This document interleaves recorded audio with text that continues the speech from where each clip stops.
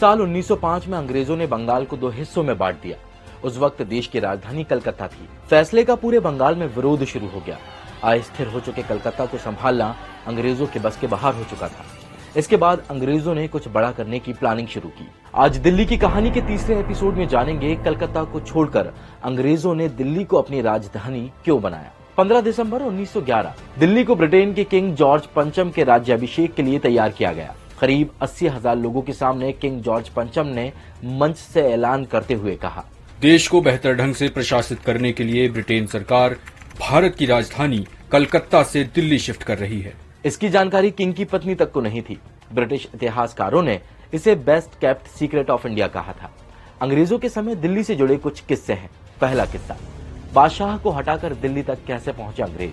साल 1608 में east India company Gujarat के सूरत में व्यापार करने आई, लेकिन मुगल बादशाह जहांगीर ने उन्हें इजाजत नहीं दी। इसके बाद अंग्रेज मुगल सल्तनत को छोड़कर दूसरे राज्यों में गए। आखिरकार उन्हें 1611 में आंध्र प्रदेश के मछलीपट्टनम में पहला कारखाना लगाने की इजाजत मिली। आगे चलकर जहांगीर ने टैक्स देने की शर्त मानते हुए कंपनी को फैक्ट्री लगाने की इजाजत दे दी। कुछ दशक में कंपनी ने मुंबई, मद्रास, पटना, अहमदाबाद और मुगल राजधानी आगरा में भी फैक्ट्री लगाई। लेखक आदित्य अवस्थी अपनी किताब दास्ताने दिल्ली में लिखते हैं, अंग्रेजों ने 1714 से दिल्ली आना शुरू किया। वो लाल किले में पैदल जाकर दीवाने आम, दीवाने खास में बादशाह के सामने घुटने टेक कर सलामी देते थे। 1803 में मुगल बादशाह रहे शाह आलम ने मराठाओं के खिलाफ युद्ध में अंग्रेजों से मदद मांगी। जंग में मराठा हार गए, पर इस जीत के बाद सत्ता से जुड़े सारे अधिकार अंग्रेजों के हाथ में आ गए। बदले में अंग्रेज बादशाह को पेंशन देते थे। यह सिलसिला बहादुर शाह जफर तक जारी रहा। दूसरा किस्सा, 1857 की क्रांति और Bahadur Shah Zafar. The last Mughal, the fall of the dynasty किताब में William Benedict Hamilton Dalrymple लिखते हैं, 1857 की क्रांति में बहादुर शाह जफर शामिल नहीं होना चाहते थे, लेकिन लोगों के चाहने पर इनकार नहीं कर सके। अंग्रेजों ने इस क्रांति को कुचलते हुए 20 सितंबर 1857 को दिल्ली पर कब्जा कर लिया। बहादुर शाह जफर को गिरफ्तार कर रंगून भेज दिया गया, जबकि उनके बेटों और पोतों को मौत के घाट उतार दिया गया। इसके बाद लाल किले पर ब्रिटिश झंडा फहराने लगा। तीसरा किस्सा, लुटियंस और बेकर ने कैसे बनाई नई दिल्ली। ब्रिटिश इतिहासकार जैन रीडली अपनी किताब the architects and his wife a life of Edwin Lutyens में लिखती हैं, दिल्ली में एक नए शहर का निर्माण होना था। इसकी जिम्मेदारी मशहूर आर्किटेक्ट एडविन लुटियंस को मिली। वो अपने पुराने दोस्त हर्बर्ट बेकर को भी सलाहकार के तौर पर दिल्ली ले आए।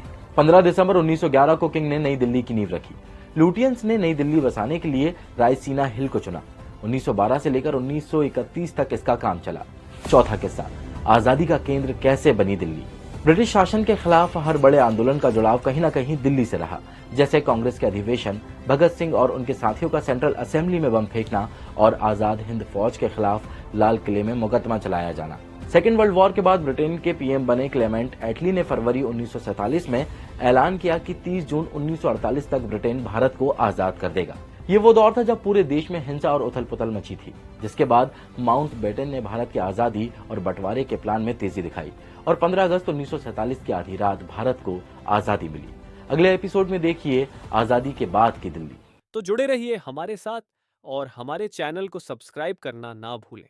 अगर आपको ये एपिसोड पसंद आया तो लाइक करें, कमेंट करें और अपने दोस्तों के साथ शेयर करें।